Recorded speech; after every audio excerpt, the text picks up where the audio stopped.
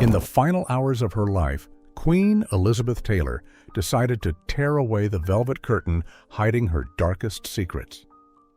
No longer mentioning the million-dollar Krupp diamonds or the dazzling golden Oscar statues, her voice rang out, hoarse and bare, breaking the silence of history. The world revered them as gods, but when the bedroom doors closed, they were just disasters of nature. Like a late confession, she successively opened the files on 7 of the most powerful men of the 20th century, 7 names the public never dared to think badly of. What urged her to speak up at the last minute? Perhaps because she wanted to shed the burden of painful memories hidden her entire life. From Richard Burton's insane drunken rages, Frank Sinatra's cruel coldness, to Rock Hudson's heartbreaking secret, she had lived, loved, and endured all the darkest corners of fame. Until her last breath, when she had nothing left to lose, Elizabeth Taylor let the world know that the male gods they once revered did not know how to take control in their own beds. Chapter 1. Eddie Fisher, the Cowardly Silent Man. The night of March 22, 2011.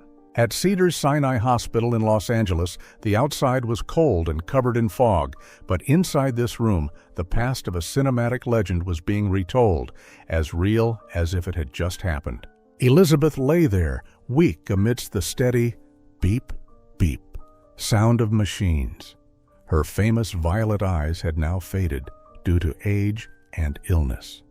She gripped the bedsheet tightly, as if wanting to grasp something that had slipped from her hands, and then softly mentioned the first name. When mentioning this man, there was no fire of anger or hatred like when she spoke of the others. Instead, there was a coldness, an unconcealed contempt. It was the feeling reserved for someone not worthy of being hated, only worthy of pity. That man was Eddie Fisher. To understand why Eddie was placed by Elizabeth on the list of disasters, one must discard the thought of arguments or physical violence. The hell that Eddie Fisher brought had no blood, no fists. It was a kind of hell of suffocating softness, of obedience to the point of making someone feel they lost themselves. Let's go back in time to 1959. All of America was shocked. Elizabeth Taylor had just lost her husband, Mike Todd, in a tragic plane crash, in immense pain. But right after that, she suddenly became a husband stealer in the eyes of public opinion. She had taken Eddie Fisher from Debbie Reynolds, her close friend and America's sweetheart. The press called Elizabeth a fox spirit. But in this quiet hospital room, the truth was clearly stripped bare. Elizabeth did not marry Eddie out of passionate love. She needed someone to cry to, a loyal friend to fill the giant void left by Mike Todd. And Eddie? With the nature of someone who always wanted to please others, wanted to be idolized, he voluntarily put the chain of submission around his neck. Hearing this, one could feel Elizabeth's breathing slow down. She recalled the nights next to Eddie. There was no fear, only boredom. In private life, Eddie Fisher was not a man, but a servant, a devotee. He worshipped Elizabeth like a goddess. Always afraid of hurting her, afraid of displeasing her, all his gestures were probing, asking for permission. He catered to her, whispering empty praises for hours. To many women, that is romance. But to Elizabeth Taylor, who carried a wildfire within, craving a strong man, a worthy opponent to accompany and explode with, this submission was no different from a highly potent sleeping pill. She remembered the nights in Las Vegas, just after Eddie finished singing. He lay beside her, watching her sleep with the infatuated eyes of a fan. He dared not approach her unless she signaled, and when their intimate life occurred, it was so tedious that Elizabeth would often open her eyes to look at the ceiling, counting dust particles, while Eddie was trying to care for her with the diligence of a devoted room service employee. He constantly asked, "Are you okay? Are you happy?" Those questions killed all emotions. It turned marriage from a dance of passion into a dry work report. The worst thing about Eddie Fisher was that he stripped Elizabeth of her right to be a woman. Beside him, she was forced to become the man in the relationship. having to be decisive, having to lead, having to protect him from public opinion, even having to pretend to be happy to preserve his fragile ego. He was just a shadow, an accompanying accessory who only knew how to sing and nod. The peak of this pitifulness was in 1962 on the Cleopatra set in Rome. Destiny led Elizabeth to meet Richard Burton, a rude, grumpy, alcoholic man, but full of masculine vitality. Elizabeth had an affair with Richard Burton right in front of Eddie's eyes. The whole film crew knew. The whole world knew. But what did Eddie do? He didn't get angry. He didn't complain. He chose to endure. He sat in the hotel room drinking alone and waited for Elizabeth to return. When she walked into the room, carrying the smell of alcohol and the masculine silhouette of another person, Eddie only looked at her with the watery eyes of a kicked puppy and asked, "Do you want some water?" At that moment, Eddie Fisher died in Elizabeth's heart. Not because he was poor or ugly, but because he was a coward. His cowardice in life accurately reflected his weakness in romantic intimacy. He dared not possess what belonged to him. He accepted being a bystander as long as he was still allowed to stay in her world. Elizabeth confessed there were nights she intentionally picked fights with him, insulted him, hoping to anger the monster inside him, so he would slap her, yell, do anything to prove he was a man. But Eddie only cried. He cried and apologized for not being good enough. That man's whimpering cry was the most depressing sound Elizabeth had ever heard. It made her feel like a tyrant tormenting the weak when all she wanted was an equal partner. Living with him was like eating a bland bowl of porridge every day. It was safe, easy to swallow, but caused one to slowly die from a lack of spice. When Elizabeth stopped, the hospital room sank back into silence. She had traded her reputation and friends to have him, only to realize she had fought over an empty seashell. Chapter 2. Richard Burton, the king destroyed by alcohol. If Eddie Fisher was a stagnant puddle of water, so tedious it caused sleepiness, the next name hit like a violent tsunami. When Elizabeth mentioned him, the listener could feel the heartbeat in the hospital room seemingly skip a beat. She no longer looked at the ceiling, but looked down, gently turning the giant Krupp diamond ring on her finger. The ring sparkled like evidence, a surviving artifact of the greatest but also most brutal love of her life. The atmosphere in the Cedars-Sinai hospital room suddenly became heavy, thick with the scent of bitter nostalgia. That man was Richard Burton. This was the greatest love of Elizabeth's life. The husband she married twice and divorced twice. But on the list of men who brought terribleness, he occupied a special, deeply painful position: the greatest failure. Elizabeth spoke of Richard not with contempt, but with the pain of a woman who had witnessed a mountain collapse. The world in the 60s looked at them, saw a golden couple, saw dazzling luxury, diamonds as big as eggs. The press fabricated stories about passionate days together that shook entire hotels. But the clear truth behind the private doors was a completely different story. A story written in vodka and impotence. Imagine the long nights in London or Rome. Richard Burton, the man with a voice likened to the Hymn of Wales, returned to the room completely drunk. He didn't just drink a glass, he drank a whole bottle, then two. Alcohol was his inspiration, but also his greatest enemy. Elizabeth, the most beautiful woman in the world, lay there in silk pajamas, longing for the man of her life. She needed strong protection, the wildness Richard promised through his fiery eyes during the day. But when night fell, the king collapsed before he could step onto the throne. The terribleness of Richard Burton lay in the tragedy of being weakened by alcohol. Elizabeth recounted the heartbreaking scene. A man with superior intellect, someone who could fluently recite Shakespeare, now turned into a mumbling drunk. His body, heavy as lead, leaned against her but could not fulfill a man's duties. The strong smell of alcohol puffed into her face, not the flavor of passion, but the smell of internal decay. Instead of loving words, the drunken Richard began to ramble. He recited poetry, cursed the world, and worse, he began to attack her with words. When a man's performance was stolen by alcohol, he used harsh words to compensate. He insulted Elizabeth's intelligence, calling her a brainless Hollywood doll, mocking the movies she starred in.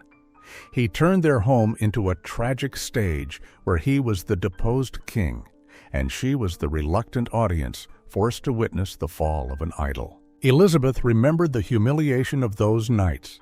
She was not beaten like in the Nikki Hilton era, nor ignored like in the Eddie Fisher era. She was shunned right in front of a lavish feast. She lay next to the man she loved madly, the two next to each other, but between them was a glass wall built by lighters of hard liquor. She tried to wake him, tried to shake him, but the only response was snoring as loud as thunder or rough swatting hands. There were nights Richard woke up halfway, trying to perform in a desperate attempt to prove he had not been defeated by alcohol. But those forced attempts were worse than silence. It was clumsy, hasty, and full of the flavor of strained effort. Elizabeth felt like a tool for Richard to check if he still worked, rather than a cherished woman. The most painful thing, according to Elizabeth, was the next morning. When Richard woke up, he remembered nothing. He became the gallant Richard again, the Richard who loved her passionately and gave her million-dollar diamonds to atone for sins he didn't remember committing. She accepted the diamonds, smiled for the cameras, but in her heart, each precious stone was a tombstone for a prematurely dead happy day. "He loved alcohol more than he loved me," Elizabeth whispered, her voice breaking. That was the harshest verdict. Richard Burton was on the worsting list, not because he lacked care or love. He was there because he was a magnificent waste, a man who had everything but chose to crawl into the bottom of a liquor bottle and drown there. Chapter 3, Frank Sinatra, the Cruelly Cold Man. The space in the hospital room suddenly changed strangely. If, when mentioning her alcoholic husband Richard Burton, Elizabeth seemed to sink into a sad drunkenness, now she was completely alert, an alertness to a terrifying degree. She sat straight up on the pillows, her thin shoulders slightly hunched, like the defensive reflex of someone feeling an invisible danger lurking in the dark. The fourth name was not uttered like a lament, but hissed through clenched teeth, accompanied by a half-smile full of sarcasm. Frank Sinatra. People still called him Old Blue Eyes, the golden voice of the century, the man who could make the whole world stop spinning with just a snap of his fingers. But in the memories of the old woman, Elizabeth Taylor, lying on this hospital bed, he was not a romantic singer. He was a wolf wearing an Italian silk suit, a predator with a heart made of cold stone. To understand why Sinatra was on the list of the worst, we must discard normal standards. Frank was not clumsy like Eddie Fisher, nor drunken to the point of impotence like Richard Burton. On the contrary, he was very good. In matters of intimacy, he was proficient, as precise as an expensive watch. But that very perfection was hell. Elizabeth recounted their stealthy encounters in the early 50s. Frank never arrived as a lover yearning to be loved. He arrived like a king bestowing favors. He entered the room, never completely shedding his cold shell. He was not caring, not pampering to find harmony. He only gave orders. Intimacy with Frank Sinatra, according to Elizabeth, was like a surgery, cold, clean, and completely devoid of emotion. He viewed a woman's soul as a musical instrument he needed to play the right notes on, not to please the instrument, but to affirm the player's talent. The most bizarre and bitter thing was that he often looked at himself in the mirror when they were together. He adjusted his famous hairpiece, even in private moments. He didn't look into her eyes. He looked at his own reflection, conquering the most beautiful woman in the world. Sinatra's terribleness lay in his cruel, condescending habit. He called women by the derogatory words of the underworld. After each encounter, he stood up, tidied himself immediately, reapplied expensive cologne, and vanished into the night as if he never existed. He left Elizabeth lying there with the feeling of having just been passed through by a ghost. There were no whispered words, no warmth left on the pillow, only the smell of expensive cigarettes and a chilling emptiness. But if there were only coldness, Frank probably wouldn't have haunted her so much. What made him a true nightmare lay in a dark secret that Hollywood had tried to bury for the past half-century. Elizabeth lowered her voice, her gaze looking out the window where the Los Angeles lights were blinking as if she were seeing the pain of many years ago. There were rumors saying that Sinatra once forced her to bury her secret, and tonight her silence was the most painful confirmation. That was the true nature of a boss. When an incident occurred, when trouble arose from those cold nights, Frank Sinatra did not behave like a man, a friend. He behaved like a mob boss handling a problem. Frank Sinatra was on this list because he represented the most brutal, dark side of fame: apathy. He turned love into a power transaction where he was always the winner and women were merely expendable pawns. He taught Elizabeth a bitter lesson that a man could sing the sweetest love songs in the world, yet still behave like the most heartless scoundrel when the private doors closed. And as the ghost of Frank Sinatra dissolved into the darkness, Elizabeth took a deep breath to regain her composure. She needed more air, because the next name she was about to mention would bring an extreme bewilderment. A man, or rather a soulless, predatory machine, who had turned the private room into a stadium of meaningless records. Chapter 4: Warren Beatty, the terrible narcissist. The heavy silence covering the room after the name Frank Sinatra trailed off was suddenly torn apart by an unexpected sound: laughter. Elizabeth Taylor was laughing, but it was not the ringing laugh of joy, but sounded like the creaking of a rusted iron door being opened after a long time. She raised her hand to smooth her white hair, an unconscious coquettish gesture left over from her golden era, and her eyes glinted with a cruel, mocking look. She didn't need to whisper or brace herself to say this fifth name. She tossed it into the middle of the room like tossing an old, flashy, but cheap toy. That man was Warren Beatty. If you are expecting a story of abuse or impotence like the previous ones, then this time will be entirely different. The hell named Warren Beatty was paved with the bricks of perfection. He was absurdly handsome, sinfully charming, and dubbed Hollywood's greatest ladies' man. But that very perfection was a deadly trap. Elizabeth took the listener back in time to 1970 in Paris. Outside it was pouring rain, but in Warren's hotel room everything was perfectly arranged like a photo studio. Soft yellow lighting, gentle jazz music, and the smell of expensive cologne.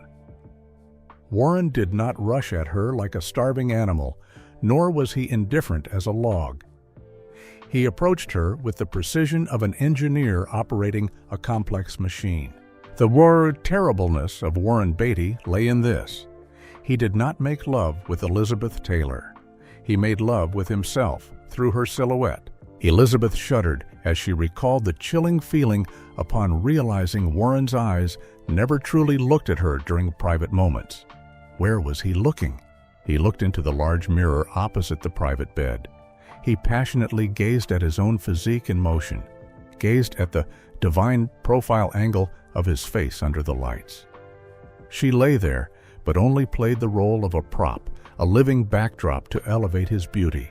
He kissed her, but his mind was busy calculating whether that kiss would look good on camera. Warren Beatty, on the romance battlefield, was a statistic, not a lover. Rumor had it, he had been with over 12,000 women, and lying in his arms, Elizabeth clearly felt the anonymity of that number. He executed every trick methodically, masterfully, without missing a beat, but completely soullessly. It was like sharing intimacy with a user manual, rather than a flesh and blood human. Elizabeth recounted that, mid-encounter, Warren would occasionally glance at his watch, not because he was in a rush, but because he was measuring his own performance. He considered this a high-achievement sport, and she was the golden trophy he needed to polish before placing it on the shelf along with thousands of other trophies. He didn't care how she felt. He only cared about how many points she would give him after tonight. To a woman living by intense emotions like Elizabeth, who would rather endure Richard Burton's insane drunken rages than boredom, Warren's fake professionalism was an insult. He turned her into a display doll. He stripped away the sacred connection between two souls and replaced it with the mechanical closeness of the exterior. She felt used not for her beauty, but for her fame. He paired up with her so he could brag to the world that, "I got Elizabeth Taylor." Elizabeth's laughter died completely, leaving a deep wrinkle at the corner of her mouth. She hated Warren Beatty not because he caused her pain. She hated him because he made her feel empty. He was the embodiment of a fake Hollywood, where a sparkling exterior covered a hollow soul inside. He was like a gift box meticulously wrapped, gorgeously bowed, but when opened, contained nothing inside but air. Chapter 5. Marlon Brando, the Madman of Encounters. The sixth name was uttered without clear articulation. It was a mumble, deep and full of bewilderment. Marlon Brando. If Warren Beatty was a mirror, Marlon Brando was a maze with no exit. The world honored him as the Godfather, the patron saint of acting. But to Elizabeth, Marlon on the romantic battlefield was a mad scientist. He did not seek emotion, he sought truth, but in the most bizarre way a woman could imagine. Let your mind drift back to 1967, to the hot, humid, and mosquito-filled land of Georgia, where they co-starred in the movie Reflections in a Golden Eye. The air there was stifling, reeking of pine resin and the deafening buzz of cicadas. In the film, Brando played a repressed officer, and Elizabeth played the amorous wife. But when the cameras stopped, the boundary between film and real life was ruthlessly blurred by Marlon. Marlon Brando's terribleness did not lie in his appearance. He was huge, strong, and when he wanted to, he could charm a rock. The problem lay in his head. Intimacy with Marlon Brando, according to Elizabeth's shuddering memory, was like participating in a psychological surgery without anesthesia. Elizabeth recalled that fateful night in the damp wooden house. Marlon walked in, saying nothing. He brought no flowers, no wine. He brought a heavy silence and narrowed, scrutinizing eyes. He didn't start with kisses. He started with questions, bizarre, invasive, and extremely uncomfortable questions. Elizabeth recounted the feeling of terror, realizing Marlon was acting right in the private bedroom. Sometimes he whined like a child. Sometimes he growled like an animal. Then suddenly he stopped, sat up, reached for the plate of food on the nightstand, and started devouring it, leaving her lying there dumbfounded and confused. For Brando, that and his appetite were merely equal biological needs. He could be intimate while loudly chewing a piece of fried chicken, the grease sticking to his hands, sticking to her flesh. That disrespect was not the cold contempt of Sinatra, but the indifference of an eccentric. He disregarded all social behavioral norms. He made Elizabeth feel she was not a cinematic queen, but merely a tool to help him relieve stress or satisfy his weird curiosity. He never connected. He was always somewhere very far away, in his chaotic inner world, where she was never allowed to enter. What haunted Elizabeth most was the manipulation. Marlon knew she was someone who craved love, so he played a cat-and-mouse game. There were times he was meltingly gentle, making her believe he truly cared. But the next second, he became cold, distant, dropping cruel remarks about her looks or talent just to watch her break down. He treated her emotions as a toy. He wanted to break her, not to humiliate her, but just to see what was inside her. He was an experience she never wanted to repeat, a psychological scar reminding her that sometimes genius and madness are only separated by a partition wall. Chapter 6. Rock Hudson, the Man of Regret. After the nightmare named Marlon Brando, the hospital room sank into a strange stillness.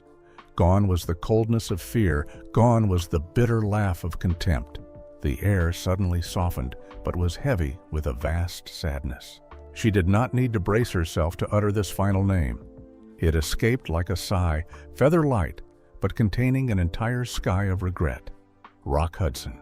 If the previous 5 men were hells because of violence, weakness, or an oversized ego, Rock Hudson was a completely different tragedy. The tragedy of perfection but deceit. He was the most handsome, tallest, most masculine man Hollywood had ever produced. But the pain lay in the fact that it was all just a role. And Elizabeth Taylor, his closest friend, his soulmate, was the only audience to witness that heartbreaking backstage reality right in the private room. Let's go back in time to 1956 on the Giant set. Two beauty icons of the century met amidst the scorching heat of the American West. The world yearned for them to become a couple. And during drunken nights, the boundary between friendship and love seemed to be blurred. But Elizabeth confessed the intimate moments between her and Rock Hudson were a terrible experience in the most painful way. Not because he was clumsy. Rock knew exactly how to pamper a woman. He had been trained to be the dream model of millions of girls. He hugged her, kissed her the right way, but it was hollow. Elizabeth remembered the feeling of lying in those firm arms, smelling his masculine scent, yet feeling cold from within. Rock did not desire her. He did not look at her with hungry or possessive eyes. He looked at her like a co-star, a gorgeous screen helping him cover a monstrous secret. When their lips touched, Elizabeth realized he wasn't kissing her. He was kissing the masculine Rock Hudson image he was forced to maintain to survive. The terribleness here was the lie. Rock Hudson turned the private room into another stage, where he had to force himself to play the ladies' man, to deny his true self. He was different, but lived in an era where that truth meant losing his entire career. Thus, he had to act with women, and who better to act with than the most beautiful woman in the world? Elizabeth recounted that there were nights after strained efforts, Rock would give up. He lay on his back, sighed, and the male god mask fell off. In the dark, she saw the fear in his eyes. The fear of being discovered, the fear of being abandoned. He could not fulfill a man's responsibilities to her because his heart and mind belonged to another world. For a woman living by instinct and emotion like Elizabeth, being intimate with Rock Hudson was like hugging a marble statue. It was beautiful, perfect, but it had no heartbeat. She felt useless. The secret encounters were merely clumsy, highly awkward acts that ended in unspoken apologies. But why was Rock on the worst list? Not to humiliate him. Elizabeth put him here as a firm indictment of Hollywood. This film industry forced a human being to live against his nature. Rock Hudson was a victim of his own masculine beauty. He had to pair with women to prove he was a man, and each time he did so, he killed a part of his soul. Elizabeth cried, recounting Rock's final nights when he withered from the century's disease. She was the first to hold his hand, the first not to fear him. She pitied him. She pitied both of them, two global icons, yet supremely lonely when facing each other in a closed room. The hospital room returned to its inherent stillness, but now it seemed larger, emptier. Elizabeth lay there, lonely in the final glory of her life. A queen who conquered the whole world, holding every most sparkling diamond, but failed in finding a completely peaceful sleep beside a real man. Chapter 7. Nikki Hilton, the scar that never heals. After the story of Rock Hudson closed, the hospital room sank into a prolonged silence. It seemed the list of terrible men had ended there, but no. Elizabeth Taylor slowly opened her eyes, her gaze becoming distant, piercing through the four stark white walls to find a place deepest in her memory. The name concluding this dark list was not a fleeting shadow, but her very first husband. The one who turned a fairy tale dream into a nightmare, the one who taught young Elizabeth her first lesson on the cruelty of men. Nikki Hilton. To understand why Nikki Hilton was the final name, the deepest scar needing to be peeled back last, we must turn back the wheel of time to May 6, 1950. On that day, the whole world believed fairy tales had become reality. The wedding of the century took place between the most beautiful 18-year-old bride on the planet and the prince of the Hilton Hotel empire. But behind the gorgeous satin silk dress and radiant smiles for the cameras, a horrifying script began to be written the moment the Queen Mary ship weighed anchor leaving New York port to take the newlyweds on their honeymoon. Elizabeth recalled that wedding night. There were no candles, no flowers, and absolutely no romantic words. The first-class room on the large ship was luxurious, but cold and empty. The clock struck 11 p.m., then 1 a.m., then 3 a.m. The young bride sat hugging her knees on the bed, her makeup beginning to smudge from tears, while the groom was missing. Nikki was in the ship's casino. To the spoiled Hilton air, the clinking of poker chips and the fumes of gin held a fiercer attraction than any beauty of his young wife. When Nikki returned to the room near dawn, he brought no love. He brought a strong smell of alcohol and the resentment of a gambling loser. He slammed the door, looking at Elizabeth not with the eyes of a husband, but with the contempt of a man who views women as an obstacle. He was not tender. He vented his anger. Nikki Hilton in private life was a disaster, not because he was clumsy, but because he was cruel. There was no sweetness, no caressing, not even a minimum of respect for a girl who had just turned 18. He acted roughly, selfishly, treating Elizabeth's precious soul as a place to unload his frustrations from losing cards. He tormented her quickly, painfully, and then rolled over to sleep, leaving her lying there, lonely and humiliated amidst the vast ocean. But what made this name deserve the final position of haunting was not just the cold, intimate life. It was the escalation of violence. Elizabeth shuddered, remembering the nights he lost at gambling, and returned to the room in an insane, drunken rage. When she dared to speak up to complain about the neglect, his answer was a resounding slap. That slap shattered the illusion of the prince. Nikki Hilton was not just a terrible husband. He was an abuser. He hit her, pushed her down, and most horrifyingly, there were painful memories she had hidden her entire life about him heartlessly pushing her down when she was carrying their first child. That cruel act not only robbed the life of the unborn child, but also robbed the very last bit of innocence of the 18-year-old girl of that year. Every morning on the Queen Mary became a painful act. Elizabeth had to wake up 2 hours earlier than her husband. She sat before the mirror, hands trembling, holding a powder puff, trying to cover the bruises on her cheekbones, on her neck. She had to wear oversized sunglasses, apply heavy lipstick to distract attention. And then, when the cabin door opened, she had to hold the hand of the one who had just beaten her, walk out onto the sunny deck, and smile brightly before the lenses of dozens of international reporters. That was the hardest role of her life, the role of the happiest woman in the world, while her body was screaming in pain. Nikki Hilton was a destroyer.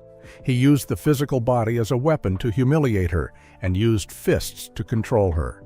He called her a country bumpkin, mocked her acting background in front of his elite friends, trying to break her self-esteem to turn her into an obedient piece of jewelry.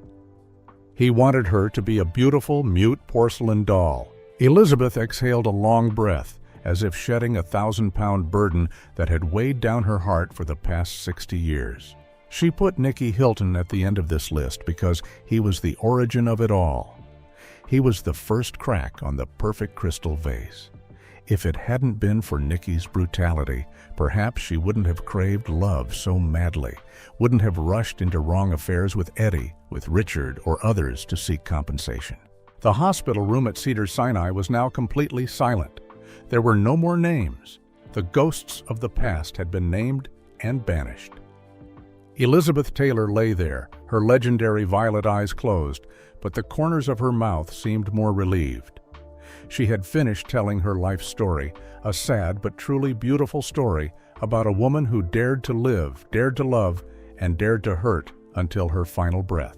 Looking back at her life through the 7 circles of hell of wrong romances, one feels pity for the woman who possessed the most beautiful violet eyes in the world. As it turns out, behind the $1 million diamonds and dazzling glory, she was just an ordinary woman, craving a solid shoulder to lean on, craving a man who loved her for her very soul, not for the name Elizabeth Taylor. Perhaps somewhere very far away, where there are no stage lights and judgments of the world, Mike Todd, the only husband not on this list, her shortest but most complete love, is waiting.